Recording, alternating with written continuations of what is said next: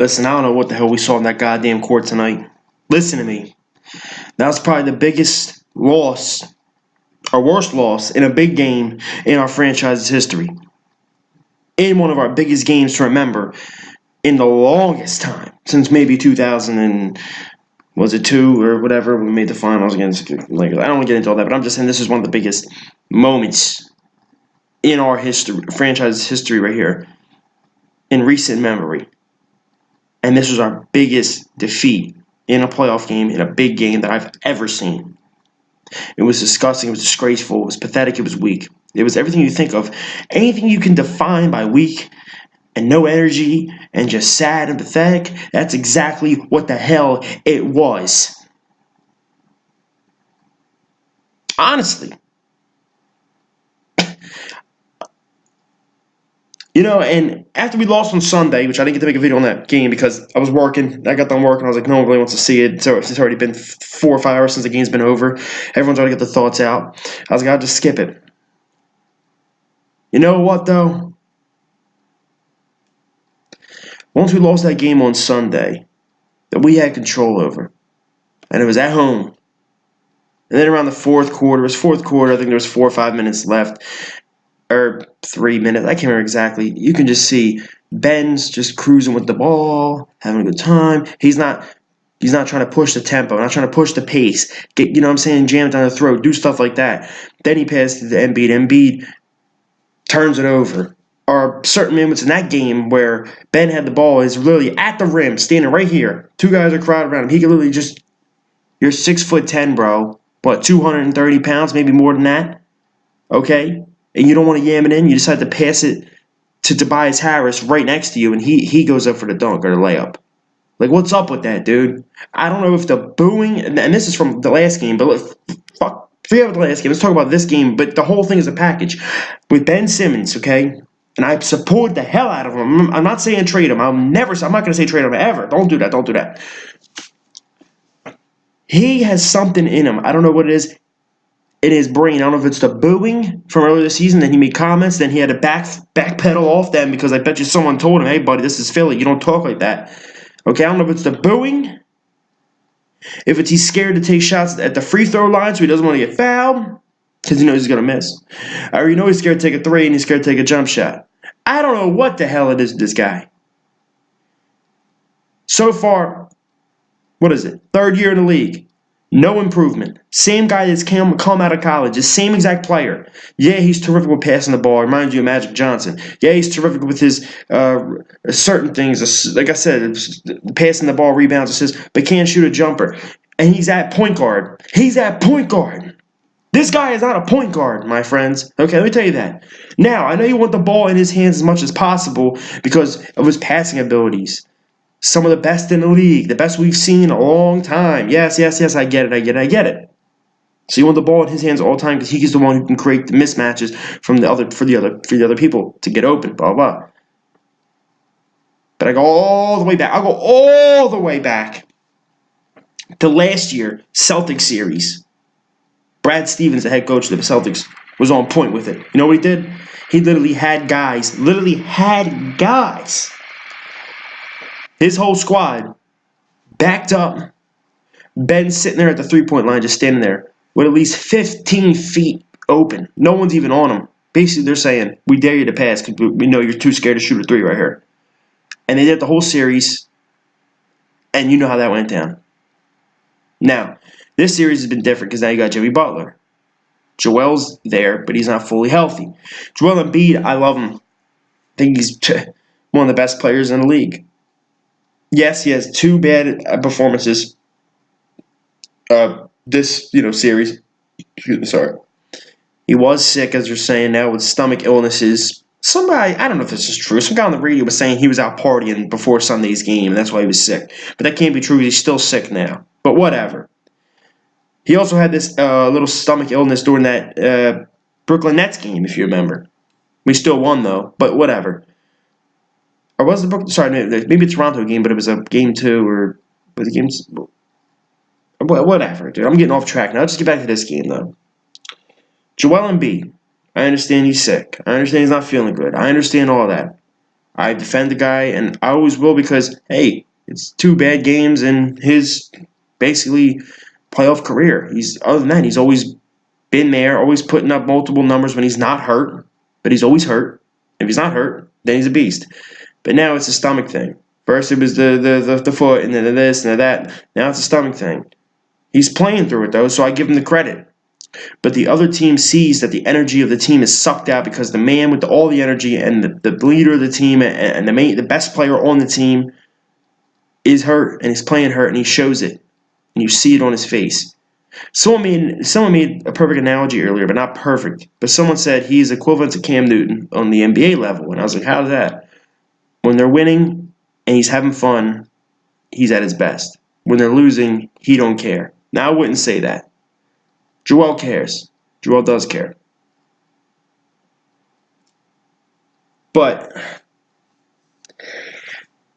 back on Sunday's game, when we lost that game at home, I said the series is over. That's what I was thinking. And as soon as we turned the game on today, first quarter, we're in. The game is only 8-8 tied up at first. Just watching it, I'm like, I just don't see it. I just don't see this team winning the series. I just don't see this team doing it because they had a shot right there to put a dagger in the hearts of the Toronto Raptors. Kawhi Leonard, all of them. They had the shot at home to do it, then go to Toronto, possibly win, but maybe lose. But then return home, bang, and win it in 6. Now that's distant memory. Now that they're do or die, they have to win Thursday at home. Then go and try to beat the Raptors in 7, which is, but let me tell you what, this is the worst performance I've seen by the Sixers that I told you in recent memory in a big game, but also it's the worst and the flattest this team has looked all season long. So next game, I do expect a better performance. And I'll tell you right now, Jimmy Butler, as I said before, is the one who has brought a lot of dog out of this team. And he's the one who sat back and got in Joel's ass, got in Ben's ass, told him, gotta do this, gotta do that, blah, blah, blah, blah, you get it. He's a beast, Jimmy Butler. Now, I personally think he's going to return. I think he enjoys his team. He loves the players. You see how he is with the city. You know, with other teams, he was on Timberwolves or everything. The reason they got rid of him is because they said he was a locker room cancer. No, he's not. He was just sick of people who were acting like pussies and didn't like getting their asses chewed out and didn't like it. Karl Anthony Towns and whoever the hell else, Andrew Wiggins, whoever the hell else, like other goddamn team, whatever. You get what I'm saying. I'm just naming off names. But if he does not resign, and we do lose this series, I've been the biggest Brett Brown supporter. You know why? I said, hey, listen, this guy had to sit through this trusted process. He had to sit through this tank palooza. That's what it was, tank palooza. It was a fake tanks. Everyone on the team knew we were tanking. The whole city knew we were tanking. Hell, Anthony Organo on the radio, 97.5, back when he used to be on 94.1, said there was a tattoo fest in Philly, and he was going to get Tank Palooza 2020 on his arm. And Tank Palooza meant that he thought the Eagles, Sixers, Flyers, Phillies would all be contenders by 2020. He was correct about the Eagles. Kind of almost correct about the Phillies because we'll see what they're doing. Was correct about the Sixers because they are contenders, but they're not winning anything right now in 2019. But what I'm saying is everyone knew it was a tank. And I said, you know what, Brett Brown? He had to sit through those losing seasons. He had to take those bullets by the media. He had to take those bullets from the people who are outside of Philly who don't understand the concept. But we were tanking. We were trusting the process. Everyone said, like, he's just a shitty coach. No, dude, they're trying to lose games. They're trying to get these top lottery picks. Now they say, you know what, here's the range. Here's the team. You got Ben Simmons, Joel Embiid. You got this guy, this guy. Go for it. And last year, I was like, man, this guy, got outcoached like that against the Celtics. Still has a tough time versus Celtics in the regular season. So you know what? We'll see what happens this year because this year's different. Now we got Jimmy Butler and we got Tobias Harris, Boban, even though he's all coming off the bench here and there. He's not a big time player. You got a lot of players. One of the best five-man, whatever you want to call it, lineup out there. You know what I'm saying? One of the best all-star lineups you could find. And he's about to get bounced out of this round. Now he's on the hot seat in my eyes. I gave him a long leash, and the leash is getting shorter and shorter and shorter. Because I don't care. Yeah, this team is playing like shit. Turnovers like all hell. Like it's been an issue. It's been an issue since he's been head coach. It's been an issue. The turnovers. a million times a game. At one point in this game, I think we had 6 turnovers within a matter of that quarter. How do you expect to win a game that way? Especially how hot Toronto is playing, and you're turning over that much, and Toronto's getting 3-point, boom, hitting threes off it, dunking off it every time you're turning the ball over. I don't know, man. And Joel just played terrible. He played awful, and I will admit that. I just don't get how some people, I go on Twitter, go on Facebook, people are stupid.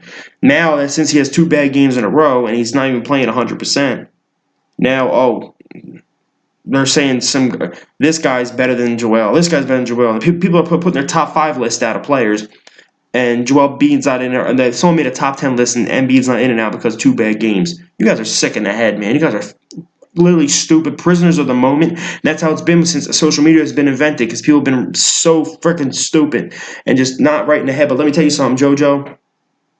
I'm defending you on that end. You're still a top 10, top 5 player in the league. I get that. Or top 10. We'll figure that out. But terrible, terrible game by him. Awful. Turnovers all left and right. Just playing bad. Looked out of energy. He was. We'll see what happens. I'm just, that's why it took me so long to make this video. I was going to make it as soon as we lost the game. And I ain't going to lie. If there was some, going into the 4th quarter, I said, I'm going to take a little nap. And I didn't take a nap. I ended up resting my eyes for 2 minutes, open them up, looking at the game. And while I'm sleeping, not even sleeping, I'm just like resting my eyes, can't even fall asleep. I'm hearing the background of everything that's going on. And every time I hear the fans cheer, I'm like, okay, they scored again. Or a fail happened, or something happened, or something happened. Now that I'm a little more calm, I'm like, let me just make the video and relax and try to explain some stuff. But that's my wrap on it. I don't want to talk any more about it. I'm going to go on the rest of my night. I'm going to relax. First time I got back-to-back days off. I haven't had that in almost a year, back-to-back days off. I have one today and I have one tomorrow. I'm going to enjoy myself, and that's it. I'm out. Go Birds, go Sixers, whatever. Comment below on your thoughts, how you feel. Do you think the series is over? Do you think it's done? Or could we somehow pull it to 7? All we got to do is just win on Thursday, but then again, we'll see what kind of team shows up. All I know is that Philly, if any of you guys are going to that game in Philly, that crowd better be ruckus, roaring, and rowdy, and ready to go. Because this is what we need to get it to Game 7. We'll see, though. Go Birds. Go Sixers. You know the drill.